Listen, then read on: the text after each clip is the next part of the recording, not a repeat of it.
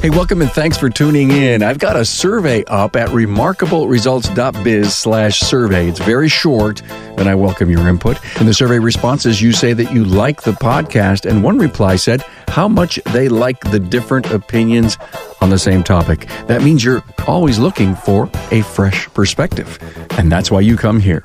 Hey, welcome to this inaugural new format. You'll hear from shop owner and coach Rein from Dubwerx and Avid Autoworks in Cincinnati. Rein answers 20 questions within about 30 minutes. Now, that's the new format. This is up close and personal, and I believe it brings value to you as you continue to navigate and grow your business to boundless success. Learn from a peer. Hey, let me know what you think of this format. I've recorded more just like this, so stay tuned right here where the voices, ideas, and insights that are shaping the future of the automotive aftermarket reside. There's only one Remarkable Results Radio podcast, and I know it's aftermarket approved. It's Carm Capriato, your aftermarket podcast guy, and I want to thank Napa Auto Care and Napa Smart Sign for their continued support. Napa Expo has officially been rescheduled, but I think you know that. It's February 1st through the 4th, 2021. Well, I know this for sure. Las Vegas is going to have blue and gold paint all over it as Team Napa puts on the fabulous event that was planned prior to the COVID-19 pandemic. Napa, they want to thank everyone for understanding the event postponement, and they send well wishes to you and your families. Rest assured, Team Napa, they've got the energy and investment as ever in Napa Expo, and we look forward to hosting you February 2021. Keep in mind this quote from Tony Robbins. If you want to be successful, find someone who has achieved the results you want and copy what they do, and you'll achieve the same results. I like to think that I would have maybe figured out eventually, the business side of it, but A, I doubt I would have gotten it all, or B, it just would have taken so long. Hey, more with Rein in a minute. Now, don't forget to watch the Aftermarket's most fun video show. That's aftermarketweekly.com. You can watch it live on Facebook, LinkedIn, and YouTube every Tuesday, 12 noon Eastern Time. Go to aftermarketweekly.com, where you can watch all the archived episodes and watch it live. And don't forget, you get a shop tour. Hey, I hope you enjoy this format as Rein shares a couple of things, like one new skill he'd like to have, new technology that he recently added, what his dream car is, and one of his biggest mistakes, and a whole lot more. Don't forget, let me know how you like this new format, Carm at remarkableresults.biz. Find the key talking points, Rein bio, and links to his previous episodes at remarkableresults.biz/E561. Hey, a warm welcome to Ryan Clough. Hey, Ryan. Hey, Carm. Hey, thanks for all the support you've given the show over the years. You were one of the first people I reached out to when I came up with this crazy idea of 20 questions in 30 minutes. What do you think of that? I like that you come up with stuff and you've had some different formats, and I always dig it, man. And thanks for thinking of it. I'm excited. Well, thank you, man. We're stretching. It's all I think about is that we're just stretching what the listener wants to hear. So I've got this really cool stack of cards. I have like 50 cards here in front of me, and I'm just going to take this first one, and we'll end up with 20. We'll see how it goes. All right, ready? Number one, would your organization crumble if you stepped aside? I don't think that it would. At least I hope that it wouldn't. Both my shops are fairly well automated. I have worked, to get people in place to manage and to take care of the day-to-day duties, so that I'm a little more in the background doing some marketing, doing some finance. So if I left for a year, maybe, I might need to think of some long-term plans then. But for the most part, they come in, they're empowered, and it works well, I think, for me and for them. You're kind of doing what a CEO should be doing. Yes, I would agree. Number two, how has your business changed in the last 3 years, Ryan? We have grown to incorporate more of the brands within the Volkswagen group. It was Volkswagen, then it was Volkswagen and Audi years ago, and then Porsche, and even some Lamborghini, some of the other brands. In the past 3 years, tech, there's been stuff. We've, gotten more involved with things like DVI, texting our customers, CRM platforms. I think everybody's kind of figured out that you need a more dynamic management system. It's not going to do it all. So getting ones that play nice with other software, I think having all of these other cool softwares out there integrate with our point of sale to give data. I'm a huge data guy. We live in the data world. So having all these other softwares and they all integrate, like I have these dashboards, I can see what's going on. Having that, because no one management system has it all. So just getting the extras in there has been great over the past few years. What I heard was tech, data, and the fact that you started a while back put you in pretty good shape when COVID hit. I do think that shops that were better positioned when COVID started are crushing it right now. And the ones who were struggling before are probably still struggling a little bit. Thanks, man. Question 3, if you could send a message to yourself 10 years ago, what would you tell the younger you? I would say, good Lord, raise your prices. You need that. Hire the best possible help you can get. Spend some of that on marketing, and you'll have a much easier time and a better balanced business, and maybe even take on some debt. I was very debt averse, and I got there, but it just took a long time. I could have gotten there sooner. We talk about this all the time on the show. I know we're preaching to thousands of people, and what questions me is, how come they haven't heard you and the other people that say the same thing all the time? Maybe they've heard it, but it just hasn't resonated. I don't know. Sometimes you have to have an eye-opener to kind of get it. You've heard it, but you haven't gotten it. You heard it, but you didn't hear it, and it didn't sink inside, and it didn't become part of your constitution, your soul, and your heart. When you've made those major changes, it was one of those, okay, I absolutely have to do it. It's the only way my businesses are going to survive. You had that attitude, right? Yeah, there was a one point in particular where I know the path diverged for me, and I know where that was. So, Question 4, if you could pick up a new skill in an instant, what would it be? Definitely marketing related video content. Everyone's talking about the direction we're taking with video, and I'm not Gen X, but I'm not millennial. I'm kind of in the middle. So I'm pretty comfortable with a computer and a little bit, but video content creation. I mean, I watch the younger generations. It seems to come so easy for them, and thinking up the idea and then filming all the different angles and editing it and putting it all together. If I could just snap my fingers and have that skill, that would be great. Well, you need to get a young assistant to follow you around and say, take this video of me doing this, edit it up, and put it up on Instagram in the next 4 minutes. And presto, it'll be done, right? Yeah, you have someone for me? No, but I see you're going to write a job description here when we hang up.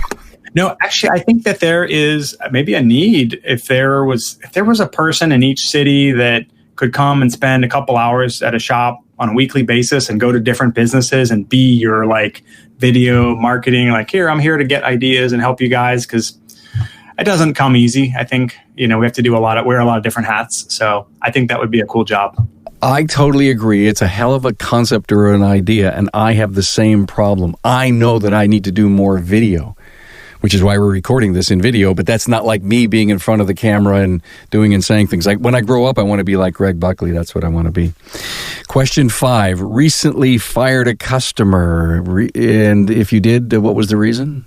Maybe about a month or two ago, we had a newer Audi, a really nice model, not that many miles. I think it was even a doctor. Everything seemed primed to be correct. And he'd hit a curb, so accident damage. And I mean, I wasn't the advisor, but I know my advisor. I know my advisor explained how it works. It's accident damage, but when it came down to it, we fixed what was obviously broken, and he approved that. And we drove the car, and there was still some noise. And some advisors said, "Hey, we took care of the obviously bent, broken stuff. We need to do a wheel bearing or something else that we couldn't see." He was just not having it. He was not having it, and I mean, I remember being in the shop and hearing the advisor on the phone, and I never hear him in a heated discussion. He wasn't getting heated, but I could tell it was tense. And the short of it was the guy just didn't trust, and I don't know, it was nothing we could really do. And so we just ended up giving his money back and wished him well and said, "Hey, good luck finding a shop that you trust." I mean, it's an accident. What can you do? It's, you can't really see. Every accident's different. So I'm sure some people have been in, a similar spot. How often does it happen? A couple times a year? Over the years, I've had different advisors, and some are better at watching what they promise. I think a lot of times the shop does what it does. A lot of times it comes down to what's promised. If you promise it a certain way, you've covered yourself. And if you are running fast and loose, you're still doing the same work, but then you're more likely to get into trouble. Question 6, Ryan, what drives you? I'm a little bit of an A-type. I have a strong need for efficiency and productivity, and I like problem solving.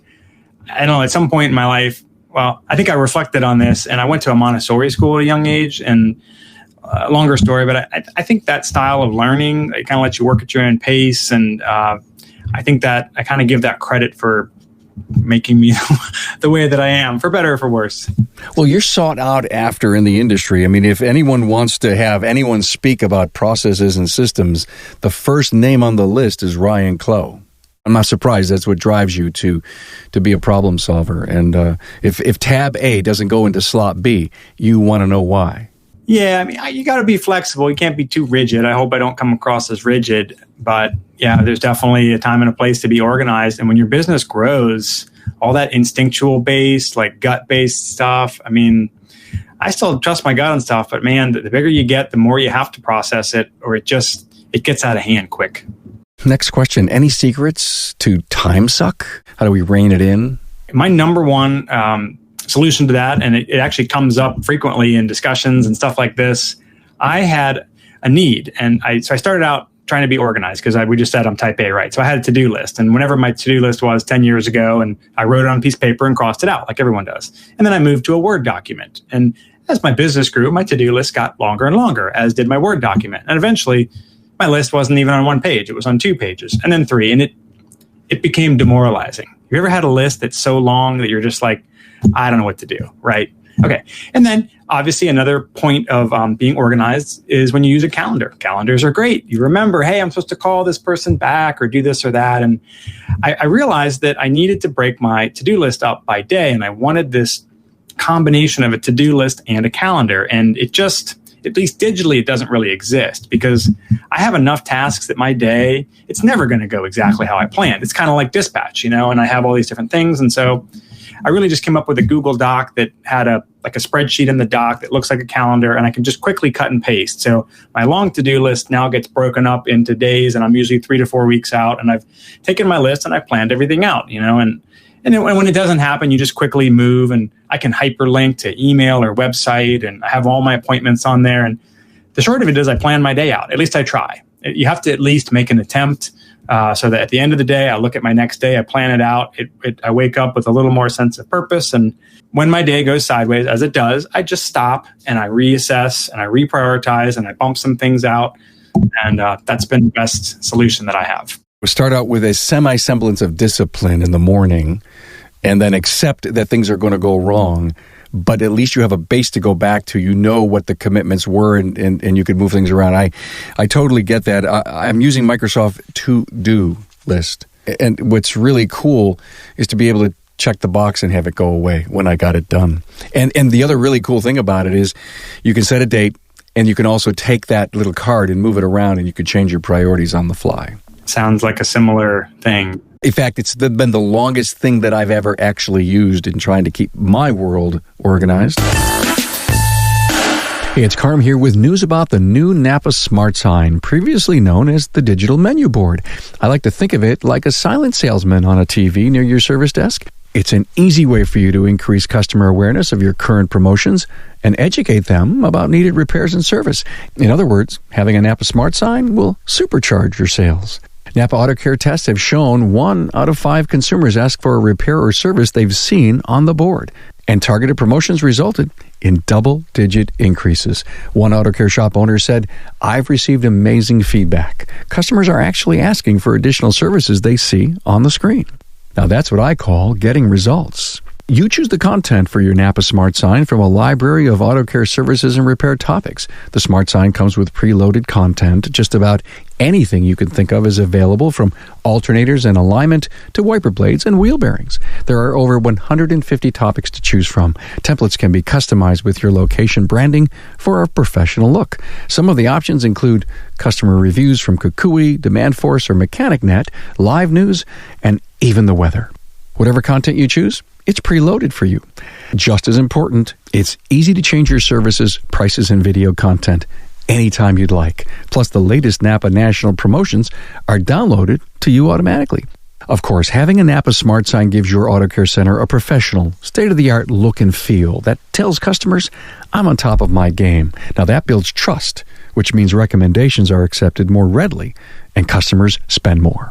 Find out more about what Napa Smart Sign can do for your business. Talk with your servicing Napa store owner to find out more about the Smart Sign and all the other reasons to become part of the Napa Auto Care family, the largest network of independent repair shops in the country. Next question. We learn from our mistakes, Ryan. What was one of your biggest mistakes?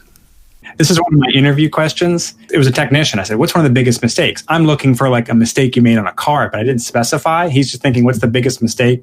And he comes out with, well, I did cheat on my wife. I was like, oh, okay, sorry. I meant like work-related. So are you talking about all my life or more like a mistake in the shop? You're killing me. Answer the question however you see fit. Oh, okay. I'm going to stick with the shop then. It's probably cliche, but probably just not charging enough for parts of labor. I mean, it's so important. I see it so much. I was never going to grow. I was never going to have great techs. Just understanding what it means to be value focused and not price focused. And it was funny because I understood value in my own purchases. Like I bought an iPhone, and you can't buy an iPhone and understand value because you can get a phone for half the price. Why on earth would you spend twice as much? Yet I didn't get it in my own business until a light bulb went off later. So I think just understanding the price and value was my biggest error in my business. That's the talking point right here for this episode. That was so well said. Maybe we can change some lives with what your answer was. Wow. Question 9, how do you manage work-life harmony? Getting my business balanced out to where it has a size that allows for me not to do all of the jobs. Like if you have that tradesperson's dilemma and you're the business owner doing those tasks because you know what those tasks are and you're the advisor in the tech, it's just hard to get away from 60 to 88 hours a week. But there's a time, and I remember my accountant explaining this to me years ago. He's like, there's going to be a day where you're not part of production anymore and you got to make that leap because then you won't be, the work you're doing isn't directly bringing in dollars. And I understand what he means now. So then you're not teching anymore. And then there's a point there where you're not advising anymore. But you have to kind of get over that hump. And once you do, this is a roundabout way. The roundabout way is to grow your business to the point where you're not doing all these jobs. Because if you're stuck there, it's really hard to get out of the 60 to 80 hours a week, But if you have a business that's large enough to accommodate, and I do remember when I hired the last advisor that took me out of that chair, my hours per week dropped to a much more manageable level, and hence my work-life harmony improved greatly and has stayed mostly good since. It's a great answer, by the way, and it begs me to ask a question, and that's not what this whole show's format was, but, me, I just love to ask questions of people when I find out what their answer was. You said I had to hire that second service advisor in order to get me up and off my counter. Is it like $750,000 million? Do you have any ballpark what it would be as the size of a business? Because some people run $1.5 million business and they're still in it thick because they haven't realized they should back off. And I guess, is there a simple little KPI that says, listen, if you're doing $1 million and you're working 60 hours, you're doing something wrong? Well, I think the KPI is whether or not you can hire another person is your money. I mean, if you got the income, if you're whatever shop, if you have a $500,000 or a $1.5 million shop and you have $100,000 in net profit a year, then that's your take home, and you say, well, I don't need 100,000, I could live off of 70,000. Well, there's 30,000. Put a CSR on the counter. And if you're not, whether again, 500, a million, 1.5, if you're only at 80,000, but you're not using a parts matrix or you're charging your effective labor's 80 or 90 an hour, you have room there. And that's really what it was for me. I was probably at about $1 million. That's a nice, easy number. Everybody kind of knows where that is. And I was working my butt off. And I think my net, at that point was low. It was like 50 or something like that. And I did raise my prices and that allowed me to hire the advisor. And then it allowed me to really spend even more time on the business. I was probably spending 30 to 40 hours a week advisor plus all the business. So the business wasn't really getting the time that it needed. So it's a win for everyone. That's what you have to understand. It's not about an owner making more money. It's about balancing a bit. The customers get more value, that you can pay the employees more. You have something that's can actually thrive. Like you said, if you walked away, it wouldn't fall apart. And people like that. Great answer. Thank you very much for that. Question 10, and I think I know the answer to this. Your biggest learning moment? Working with a coach, for sure. I had the tradesperson's dilemma. I like to think that I would have maybe figured out eventually, the business side of it. But A, I doubt I would have gotten it all. Or B, it just would have taken so long. I think anyone who starts out with the trade, if you started out with the trade like me, and I think the majority of people that I see in auto repair, maybe 10% start out with a business background. Most of them are either tech or family. Family, I think, maybe a little different, but especially for the techs out there like me, you're just so focused on the way the car works, and some pick it up easier than others. But working with a coach, I call it the mini MBA. There's just so much you don't know, and you don't realize how it benefits everybody. It benefits your customers to have a better run business and your employees and you. Question 11, Ryan. How did you decide to become a shop owner that day that you were a tech and you said, I'm opening my own shop? I don't know if it was a nice, clean, clear-cut moment. It was a hobby. I enjoyed it. I did it. More I did it, more other people inquired about it. I do remember the day that my other job said, you know what? You're never here anymore. You're always working on cars. You're on call. Why don't you just quit? And so there was a point at where my only source of income was me, working on cars. And so, yeah, I guess and there was a need for it. It became obvious that the types of cars that I worked on, and everybody wanted a mechanic they could trust. That was the problem. And it still is the problem. You can't find a mechanic you can trust. Boy, how true is that? Great answer. How long ago did you update your website? Probably in the past month or so, just because of all the COVID stuff. We've had to make some adjustments, what we're doing and how we're handling it. So is the advice that you need to pay attention to your website and it just can't be out there and be static? Yes, you should update your website from time to time. Blogs are a nice, easy way to make some changes, or, you've got a new staff member, you got to throw their picture up. Or there was a time there where I was updating it all the time with new staff. Thankfully, we've got past some turnover, and those are more static. Good for you. The most recent update to your processes and or systems, are you a tweaker?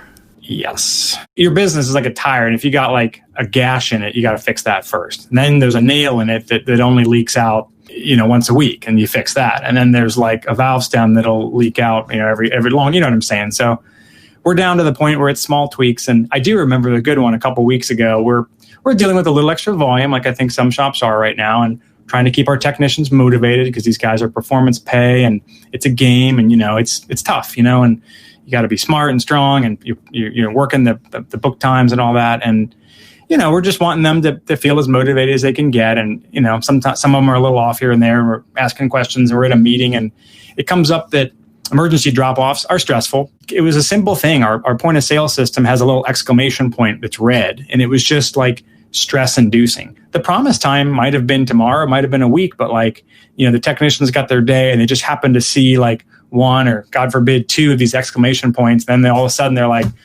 they just get demotivated. So it's that's the point where we're doing these little tiny tweaks to try to psychologically make sure these guys feel like they're winning the game. At the end of the day, there's plenty of work. I'm just just come in and bang out as much as you can. But for them, it's more than that. They want to feel like they're getting it done, and they want to feel a little bit loaded, but not too much either, because that was our tweak. Was we removed an exclamation point from an emergency drop off. It's all in the detail. That's in the detail. It's the red exclamation mark. It's a tiny little thing, but a huge thing psychologically. What a great answer. Thank you for that. What's your dream car? As many kids in my generation, I probably had a picture of a Lamborghini Countach on my wall, or maybe a Ferrari, but somehow the Porsche 959 always intrigued me. It's a very limited edition, very ahead of its time. It had all this technology that a lot of other cars in the day don't have. There's actually a shop that we've worked with a little bit out in California that services these cars. They're very rare. They were hard to bring into the United States. I think famously Bill Gates bought one, and maybe Ralph Lauren. They couldn't even bring these cars in. They were stuck. But finally, you can bring them in the United States. They're old enough, and they're amazing. But they're also $1 million. So no, I don't own one. All right. But when you do, would you call me and tell me that you made it? I know you've made it, but never enough probably to buy $1 million car. Wow. But that would be cool someday. Ever had a mentor, Ryan? Absolutely. I think Cecil Bullard would be the first to mind for being a mentor for me. What do you do for fun? Most recently, I'm a newer father. I have an 18-month-old, and he is just full of energy, and he's learning to talk, and it is a fun that I never knew. It's like the circle of life. It's all coming. I've worked hard and I'm a little late bloomer, but here I am playing with my kid every day. And that's a lot of my time, family time. Other than that, I like to bicycle. I will ride my bike to work a few times a week. I might put 50 miles on the bike, which is ironic for some people that I own an auto shop and I ride my bike. And it's that efficiency. I'm getting in my workout and I'm always also taking care of my transportation to work. Do you know what I hear when I hear people ride bikes? As you said, I just think of the whole healthy and, just staying active and, getting a heart rate going and, flushing things out and, working up a sweat. I think that's a great thing. Question 17, what is the latest book you read and a big takeaway from it? I finished a book. It was called From Zero to One by Peter Thiel. He is a founder of PayPal. And I don't know, in Cincinnati, I got involved in the startup scene years ago, and I've just become enamored with the startup scene. And I think the reason why is like I think business used to be static. That's my guess, is you had a business and you were but the pace changes so much. And now with COVID, I think it's more obvious, but even with technology, and it's like, you really need to stay fresh. So we're not a startup. It's not like we're all, your shop might be a family shop for 50 years, but like the lessons that startups have to learn, because they have to rapidly figure things out. They have to pivot quickly. And I think when you understand how quickly things change, again, this year being a great example, all these startup concepts become fascinating to me. And so in this book, he's really just talking about how you take something from nothing to something. I mean, we're all usually like doing like a little extension of what we already know. He's like, that's a hard question. He tackles, how do you really create something from nothing? And so I just found it to be a fascinating, book, and his take. Obviously, he has the experience and the know-how to prove. He's a very accomplished, entrepreneur and, investor. So it's a good book. PayPal, what a synonymous name to, you can just about use it to buy or pay for anything. He was probably confirming how nimble you are, and that you're a break-the-box kind of thinker. Yeah, it was really awesome. I don't know what my one takeaway would be. It's just a good overall book. Good for you. Thank you. What new technology are you going to be adding to your business in the next 6 months? We're a little late to it. I feel like text to pay, just the particular systems that we're working with, they haven't gotten it out yet, but we're waiting on text to pay. So I guess it should have already been here, and I might have to look for another solution if it doesn't come soon. But with COVID, everyone's looking for as many touchless solutions as possible, and so we're hoping to roll that out. Excellent. We've done shows on that. That was one of those build the right case study. People that got on this thing really enjoyed having that touchless experience with their customer early on. Question 19, the secret to a good job interview. I think a lot of people go into an interview and they're looking at the candidate thinking, what can this candidate do for me? I mean, it's important. Obviously, they have to be qualified. I think one thing I found is looking at it from, is this the right fit for them? And I think two things. One, because I just talked to a guy today that made a bad hire, didn't work out after 4 days. I think if you come across with what's in it for the candidate, two things. One, you'll come across as seeming more genuine and interested, and you actually care, like, is this a right fit? And B, you can avoid a bad hire, because there are people that it just isn't the right move. And you have to ask, I think, a couple of specific questions to understand, is this really the right move for you? Like, where are you coming from? Where do you want to be in a few years? Is my position on your path? Are you making more money? Is it more whatever, or is it, like, I just need a job, or things are crazy, or I think I could do this. And so I have found when I'm more willing to make sure it's the right position for them, I've weeded out some people that I don't. And hopefully the ones that were right are like, oh, that's cool. He wants to make sure that, and I do, it has to be a right fit for them. So just focusing more on if it's the right thing for them. I love the concept. Is it the right move? And you're asking that of the candidate, and are you asking that question of them? And then number two, are you thinking that yourself? Do you feel that it's the right move for them? Is that how you're looking at it? I mean, I got to make that determination internally. Based on what he would say? Yeah, and I had an example. I mean, this is several years ago. I was hiring for a parts manager, and I had a service advisor, and I think it was a little step down in pay and a little bit of a step down in, responsibilities. And for whatever reason, he thought that was the job that he needed. He interviewed flawlessly, and then completely ghosted, I don't know, 2 months later, like literally never heard from the guy again. Don't know what happened. And I just look back and reflect, and I think that his path wasn't moving up. You know what I mean? If he should have gone up to like be a store manager, this position was a step down for him. So maybe he just thought he needed a job at the time, and then he found a job he really wanted. That's what I mean. It was a step down. Don't get me started on ghosting. And I know you could probably speak at that for a long, long time, but what makes people not even want to call you and just disappear?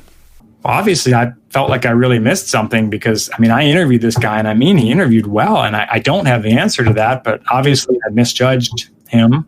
We have one more question, but I want to thank you. It's so refreshing to hear you talk. I know Dubwerx Cincinnati, how many stores now? There's Dubwerx, and then I have a all makes and model store, Avid Autoworks. Avid Autoworks. You're a coach with Cecil Bullard at the Institute, and so kind for you to come on with this first format of 20 questions in 30 minutes. I loved your answers. I think this was a lot of fun. I think there's a lot of learning here for the audience. Hopefully my listener enjoyed it. Here's your final question off the stack. Ever make a major pivot in your business? And if yes, what? Yeah, I did a presentation on this, I think, at Ratchet and Wrench a few years ago. The short answer, because I know we're wrapping up, would be I started out as a tradesperson, and I worked all those hours we talked about. And I worked so many hours, I hurt my back to the point where I can't really work on cars professionally. So my big pivot there was, oh, crap, I've screwed not only my health, but my work up. How do I still do it? So I hired a partner, and he was going to do the work, and I was going to run the desk. Well, actually, that failed too. So I had to pivot out of that partnership and then into another business where it was just me and had some employees, and got to the point where I was totally stressed out and didn't have that pricing, all those other things. And that's when I came across Cecil and hired a coach, and then again took a huge pivot and became more of a working on the business as opposed to working in the business. So those are 3 significant pivots there to where it got me to a point where now I'm kind of a little more stable. And the tweaks I'm doing now, we're adding or taking away exclamation points. It's not these major pivots. Although I would be remiss if I didn't talk about 2020. Who hasn't pivoted with COVID? Who hasn't made significant changes to, cleaning the cars and how we market and how if we're wearing masks, all that kind of stuff. So I think I read a stat, like something like 90% of small businesses have altered how they do business. You're trying to do stuff remotely, trying to, delivery, whatever we can do to reduce the interaction with people or make it safe. Your point is so well taken. If you don't realize that your business pivoted because of COVID, then you have a problem, because you're not going to come out of COVID doing business the way you used to do it. So accept the pivot, learn from it, reinvent your business. Thank you so much, Ryan Clough from Dubwerx in Cincinnati. Appreciate you coming on and being my inaugural 20 in 30. Appreciate that. Sure. You got it, man. Thanks for being on board to listen and learn from the premier automotive aftermarket podcast. Until next time.